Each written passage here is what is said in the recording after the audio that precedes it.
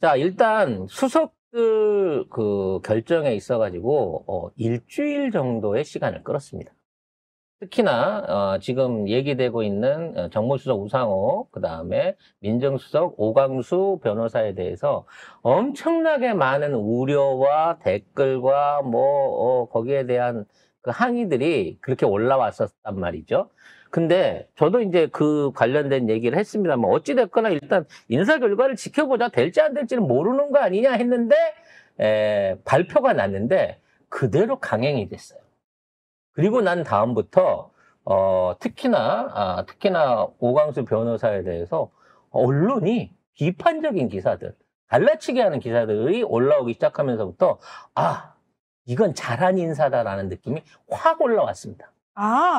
맞아. 우리들의 판단은 기레기들의 행태를 보면 알 수 그렇죠. 있죠. 그래서 저는 일단 처음에 이러한 논란이 있는 인사에 대해서 국민들이나 지지자들의 여론이 들끓고 있는 부분은 이재명 대표 대통령이 누구보다 잘하실 거예요. 한 대씩 맞자? 안 되겠다. 내가 10,000원씩 낼게. 벌금을 걷게. 맞는 건 싫어. 자존심 상해서. 네. 아무튼 이와 관련한 내용들을 안 보실 리가 없는데 이 그렇죠. 인사를 강행하는 걸 봤을 때 이거는 특별한 검증이나 이유가 있다라는 생각을 하게 된 거예요. 저도 그 생각했습니다. 네. 그래서 역으로 한번 풀이를 해보고 싶었습니다. 일단 우상호는 원래 수박입니다. 네. 너무 대놓고. 지금도 저는 수박이라고 생각합니다. 네. 하지만 목적이 뚜렷한 수박이죠. 얘는 서울시장 하는 게 일생의 꿈이고 자기 자신이 수박을 하고 있는 이유이기도 합니다. 얘는 민주당에서 공천 안 주잖아요. 난 국진당 가서라도 서울시장 나올 놈이라고 봅니다. 왜 일생의 꿈이 서울시장이 됐을까요? 모르죠. 서울 어디 땅이 많아서 그런 건지 그건 아니실 거예요. 노원 쪽엔 땅이 없는데 다른 쪽에 사는 게 있나? 아무튼 여러 가지 이유가 있을 수 있겠습니다만 서울을 좀 더 살기 좋은 곳으로 만들고 싶은 간절한 바람이겠죠. 그런 것 치고는 조금 늦게 바람이 난 것 같은데 어찌 됐거나 우상호가 수박이라는 점 저도 인정을 합니다. 근데 문제는 이 수박이기 때문에 잘할 수 있는 업무가 정무수석일 수도 있다는 거죠. 사실은 저쪽하고, 그러니까 정무수석의 역할이 그거잖아요. 여당, 야당 오가면서 조율하는 역할이잖아요. 그러니까 여당은 조율할 필요 없고, 쉽게 말하면, 야당을 잘 구워 삶아야 되는데, 수박이고 저쪽 통이기 때문에, 오히려 대화가 통할 수 있다는 겁니다. 여러분 잘 생각해 보세요.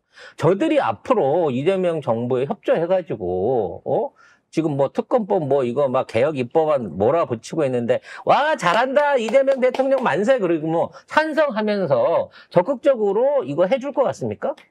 안 합니다. 죽었다 깨어나도 진짜 국민 위해서 하는 정책이라고 하면 아무것도 안 하고 버팅기기 할 거예요. 그러면 달래는 척이라도 해야 될 거 아닙니까?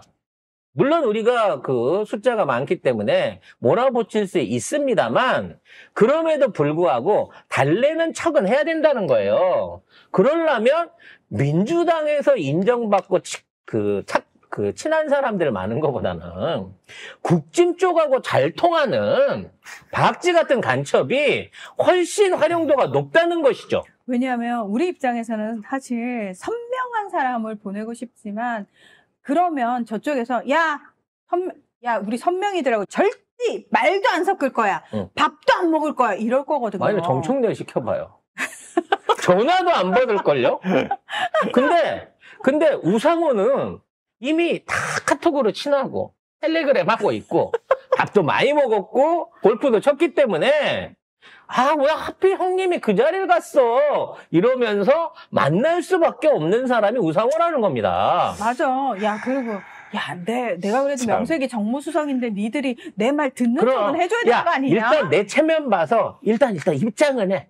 영수야 이게 나와. 일단 너 당대표 됐으니까 너 우리 대통령 한번 만나봐. 이거를 할 수 있는 사람이 우상호라는 거예요. 그걸 못하면 어떻게 되죠? 서울시장 내년에 있는 거예요. 심지어. 그러니까 우상호는 아무리 오래 하고 싶어도 앞으로 10개월 하면 그만둬야 됩니다. 왜? 출마해야 되니까. 그러면 정무수석을 통해갖고 사실 우상호 나이 연배나 이런 걸 생각해 봤을 때 이게 장차관도 아니고 비서관이잖아요. 지금 비서를 한다는 것 자체가 사선이어서 할 수 없는 일이지만 이걸 왜 받아들였냐? 네가 이걸 잘해내면 서울시장 공천을 주는 게 아닙니다. 공천 후보군에 넣어주겠다라고 하는 약속이 연계돼서 걸려 있는 거예요.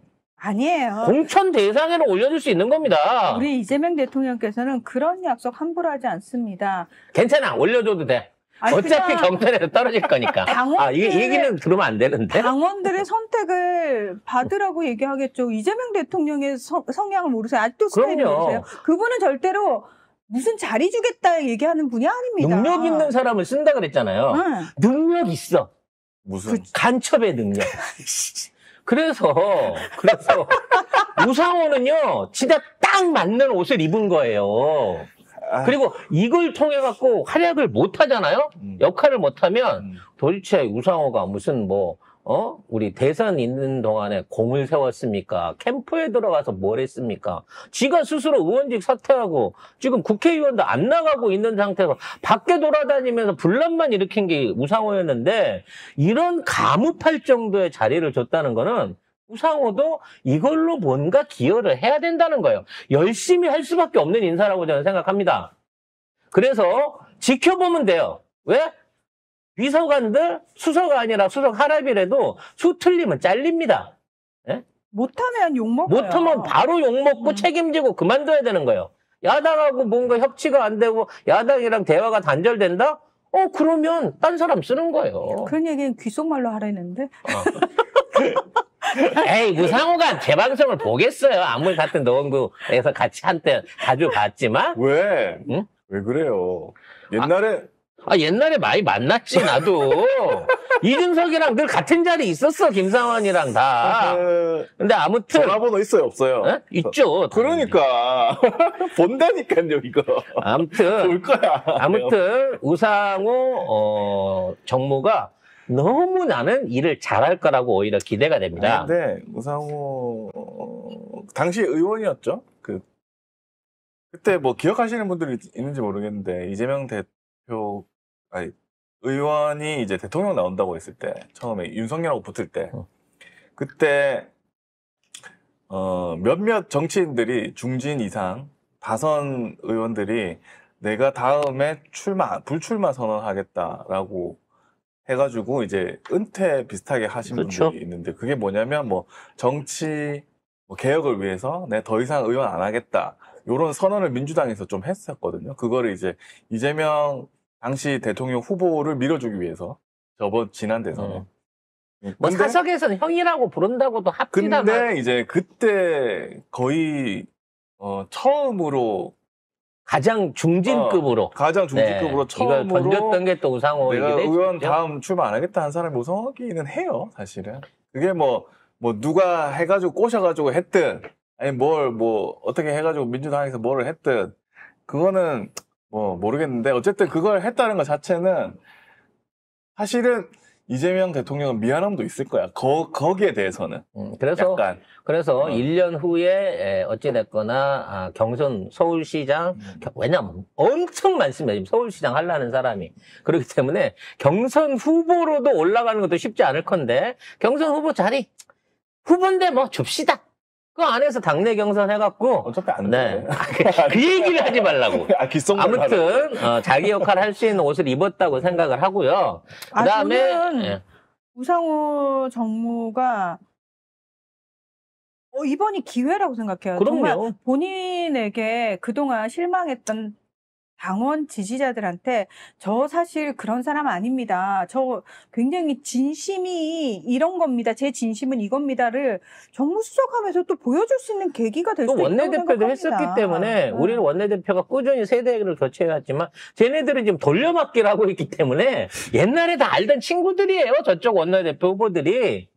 김용태만 안 나오면 다 친구입니다. 그렇기 때문에 역할을 잘 하실 걸로 보고요. 그리고 문재인 정부 때도 이철이가 정무수석이었잖아요. 이철이가 문재인 정부에 대해서 좋게 그 전에 말한 적이 있었습니까? 밖에서 하도 지랄 발광을 하고 떠들어대가지고 저 새끼 입을 좀 쳐막아야 되는데 정무수석 들어가자마자 그 새끼 입 딱 쳐닫고 바로 옷 바꿔 입었어요. 기억나시죠? 그래서 무상호 카드 쓰다가 안 되면 김상호 카드도 한번 써볼 수 있는 거고요.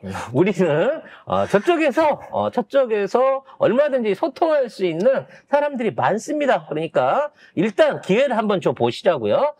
이규현 홍보수석은 따로 얘기할 필요 없을 것 같습니다. 크게 공과를 논하기 이전에 홍보수석이라는 위치 자체가 사실은 이제 그 대변인하고 비슷한 어떤 느낌이나 역할이나 이런 것들이 있기는 하지만 대통령의 의중을 어기고 뭔가 대통령에 맞설 수 있는 사람은 아닌 거고요. 이분이 중앙일보 출신 기자 출신이기도 하고 레거시를 거쳤고 현 정부에서 앞으로 언론 관계에 관련한 얘기를 했을 때 너무 조중동도 레거시도 아니고 그렇다고 너무 개혁적이지도 않은 인물이기 때문에 어느 정도 중도성 인사를 통해 가지고 이걸 갖고 이 인사를 앞에 내세운 거고요. 일단 중앙일보가 되게 좋아하잖아요. 그러니까 그것만 하더라도 절반의 성공은 있는 거죠. 문제는 가장 말이 많았던 오광수 변호사입니다. 그래서 여기를 이제 저도 다른 인터넷 패널도 봤는데, 특수통이라, 윤석열이랑 같이 있었기 때문에 위험하다 어쩌다 결국은 검찰 개혁 자체가 무산될 수 있다 이런 류로 말씀을 많이 하세요. 더군다나 추미애 전 장관이나 김은정 의원 같은 분들도 얘기를 하다 보니까 박은정 의원도 같은 분 이런 분들이 얘기를 하다 보니까 우리가 이제 친숙한 패널이고 우리 패널 믿는 분이 있어서 약간 걱정된 눈빛으로 보는 게 있습니다. 문제는 이 우려를 알고도 이재명 대통령이 이거를 밀어붙여서 강행을 하고 심지어 이거를 말하자면 불식시키기 위해서 1~2기 대표들을 불러가지고 만찬을 하면서 직접 구두로 설명을 하셨다는 거예요. 이분에 대한 의지라든지 쓰임새 목표에 대해서 공개는 되지 않았지만 1~2기 대표들을 세워놓고 그 말씀을 하셨다는 거죠. 이거는 송 작가가 지난주에 농담 삼아 얘기했던 너 나랑 같이 작업 하나 해볼래? 이 느낌이 강력하게 들어요. 지금부터 하는 얘기는 팩트에 기반한 송 작가의 얘기이기 때문에 여러분들이 요 점을 조금 역으로 생각해서 좀 보시자고요. 일단 특수통이긴 합니다. 근데 이분 전북 출신의 성균관대 나오셨어요. 그러니까 특수통 검사들 안에서 윤석열 패거리들이 말하자면 박근혜 특검 이후로 탁 올라갔을 때 그때 대구지검에 같이 있었던 거 맞습니다. 그때 대구지검에 변방에 가 있던 윤석열이를 끌어올린 사람이 박영수고 그때 박영수에게 윤석열이를 소개했던 사람이 누굽니까? 지금 대장동 사장님 하고 계신 김만배 아니겠습니까? 그래서 윤석열이가 대구지검에 있다가 갑자기 벼락 출세를 해가지고 특검팀에 합류를 한 거고 그때 수사 보조로 같이 참여한 것도 맞아요. 그래서 그 특검을 같이 치른 건 맞습니다만 이분이 2016년 돼갖고 사임을 하잖아요. 그래서 변호사를 데려가지고 갑니다. 그래서 그 안에서 결국은 삼성 관련해서 이재용 회장 편에서 특검하고 싸운 사람이에요. 그러니까 이분 자체가 윤석열하고 같은 궤를 해왔던 이른바 제도권의 특수통이 아니고 특수통 안에서도 성골, 진골로 분류돼갖고 이 긴급이라든지 여러 가지에서 누락됐던 사람이란 말이에요. 육두품입니다. 그래서 한 번도 윤석열 정권에서 중용된 일이 없고요. 본인도 대구지검장으로 마무리하긴 했습니다만 다른 기수보다 2기수가 늦게 대구지검장이 됐어요.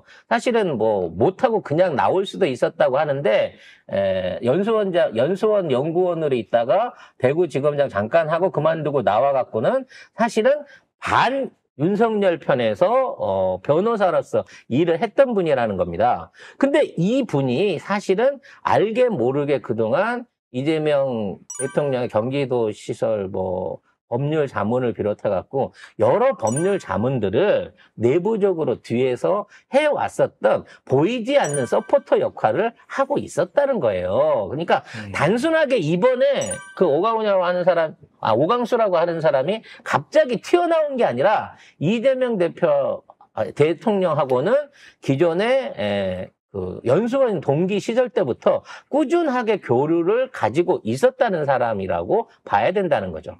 자, 근데 왜 이게 중요하냐면요. 지금 대한민국 검찰통은 윤석열과 서울대 그리고 특수부 이쪽 안에 있는 사람들이 거의 모든 권력을 거머쥐었어요. 그럼 이 사람들의 비리 또는 이 사람들의 해왔던 잘못된 어떤 여러 가지 수사 관행에 대해서 누구보다 잘 아는 사람이 같이 특수부에서 근무를 했던 사람인 오광수 변호사일 가능성이 높다는 겁니다. 그렇기 때문에 윤석열이 본격적으로 출세의 길을 걷기 시작했던 지난번 박근혜 특검, 그 이후에 대장동의 시초가 됐었던 부산저축은행 사건 등등에 대한 수사 내부 안에서의 자료들, 그리고 그 안에 있었던 비리들을 누구보다도 잘 알고 있을 사람이 바로 오광수 변호사라는 거죠. 그러니까 이분을 통해 갖고 지금 이분이 민정수석으로 온 이유는 앞으로 있을 검찰 인사라든지 고위층 인사 안에서 친윤석열계를 축출해낼 수 있는, 그와 연관돼 있는 특수부나 검찰 내부의 세력들하고의 연결고리를 누구보다도 잘 알고 끊어낼 수 있는 능력을 가진 사람이라는 거예요. 즉 특수부 안에 간별기인 거예요. 그동안 이 윤석열 파로 활동해왔던 애들의 명단을 누구보다 잘 아는 사람이라는 겁니다. 이분이 앞으로 하셔야 될 일은 결과적으로 120명의 지금 3개 특검에 있는 특검 수사관 검사들, 이 검사들을 선별하고 추려가지고 특검에 붙여주는 거예요. 그 역할을 하기 위해서 지금 오늘 이진수 형사부장을 차관으로 임명한 거 아닙니까? 기존에 우리가 법무부 차관 잘한다 그랬잖아.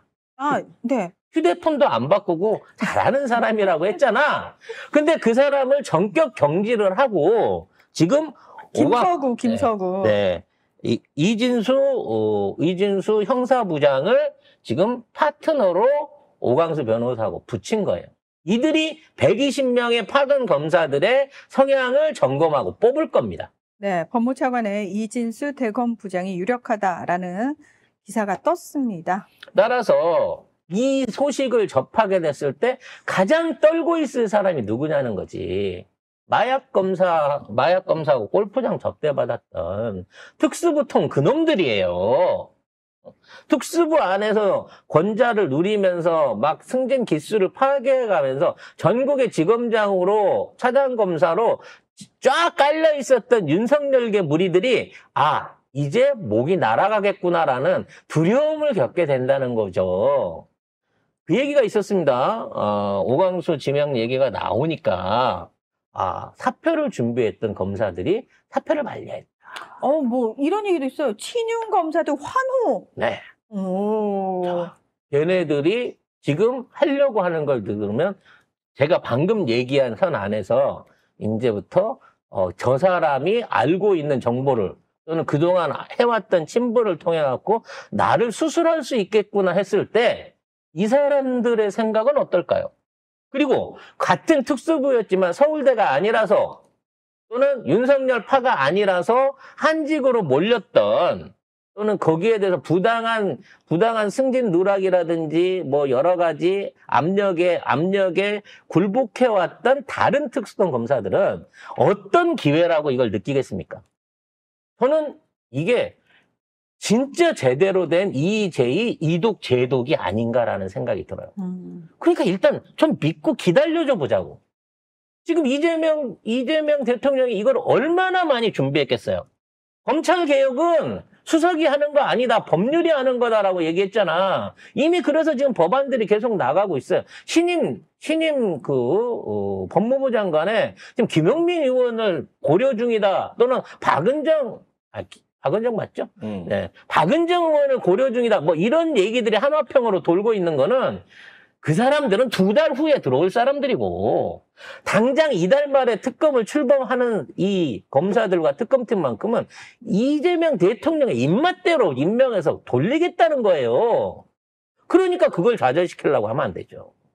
기회를 줘야죠, 말 그대로. 저는 굉장히 큰 기대를 갖고 보고 있습니다. 그리고 그래서 그런지 몰라도 언론의 논조들이 갑자기 안 된다. 특수통으로는 안 된다. 이 소리를 하면서 마치 그동안 뭐 이걸로 검찰 개혁이 좌절된다 이런 소리. 심지어 주진우도 이 오광수 변호사에 대해서만큼은 뭐라고 언급을 안 하고 있다는 거죠. 그래서 이걸 갖다가 뭐 정치적 편가르기다 어쩌다라고 얘기를 하는데 지금 있는 잘못돼 있는 검찰 내부의 환부를 도려내기 위해서는 여기를 누구보다도 잘하는 사람이 필요합니다. 그거는 맞아요. 예를 들어서 저도 제가 언론사 출신이잖아요.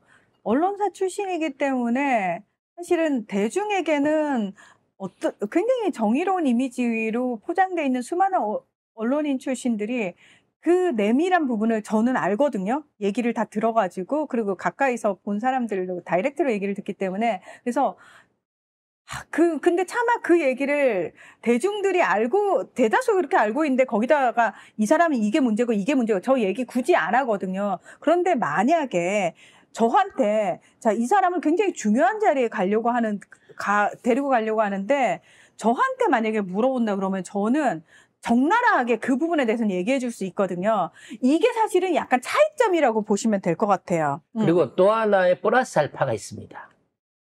저들이 약점이라고 막 털어낸 건데, 데리가주 변호사를 하면서 도이치모터스 관련된, 직접 한 게 아니에요. 관련된 변호사와 데리가주에서 같이 근무를 했다는 거예요. 이건 무슨 의미일까요? 대륙아주 안에서 임명됐던 파트너 변호사들 중에 하나가 도이치모터스 관련한 일종의 김건희 변론을 집중적으로 했었다고 하면 그에 관련해서 그들이 가지고 있는 약점, 김건희의 약점 내지는 비리, 그리고 그 과정 중에 검찰이나 이런 쪽에 로비를 하거나 덮으려고 했던 게 무언지도 아마 오광수 변호사는 알고 있을 가능성이 높다고 생각합니다. 그러니까 보세요. 옛날 뭐 론스타부터 이분이 해왔는데 론스타, 그다음에 지금 있는 그 삼성, 그러니까 결국은 박근혜 특검 관련된 거죠. 그리고 그 이후에 있었던 특수통하고의 끊임없는 관련돼 있는 여러 가지 사안들, 도이치모터스에 관련된 것까지 전부 다 현장에서 직접 변호하거나 변호하는 모습을 최일선에서 봤고, 그와 연관돼 있는 특수통 검사들이 누가 밥을 얻어먹고 로비를 받았는지 알고 있는 사람이라는 거야. 근데 이 사람이 우리 쪽으로 돌아서 갖고 수술을 한다는 거예요. 저는 이걸 보면서 제가 제일 좋아하는 영화 신세계 정청 배우가 마지막에 이제 이정재 배우한테 이제 죽기 전에 얘기해 주는 거 있잖아요. 그 중국말이어갖고 여러분들 기억을 잘 못하실 텐데, 마지막에 호흡기 떼기 전에 신여호 헨 이디엔 나양 쯔능 후이 부출 이런 얘기를 합니다. 이게 뭔 얘기냐면, 그러지 말고 선택을 해라. 그래야 네가 살아. 민바이마 알겠니? 라고 얘기를 하고 죽어요. 지금 아마도 뭐야? 이 얘기가 오광수 변호사한테 하지 않았을까 싶어.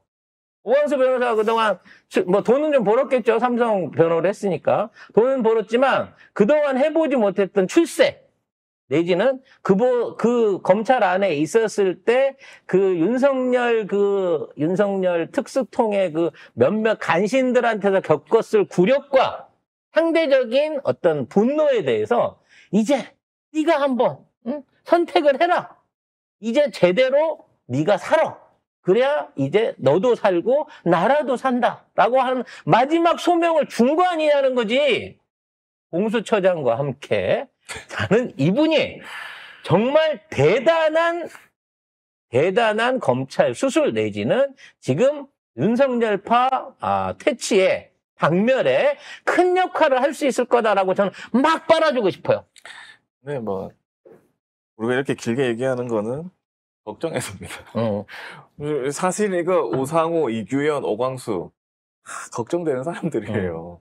근데 이재명 대표가 쓴다고 하니, 그러니 대통령이 쓴다고 하니 어쩌겠습니까? 그럼 아니 결정을 했으면 어떻게 하는지 봐야지. 비록 저 칼이 좀 어술해 보이긴 하지만 응?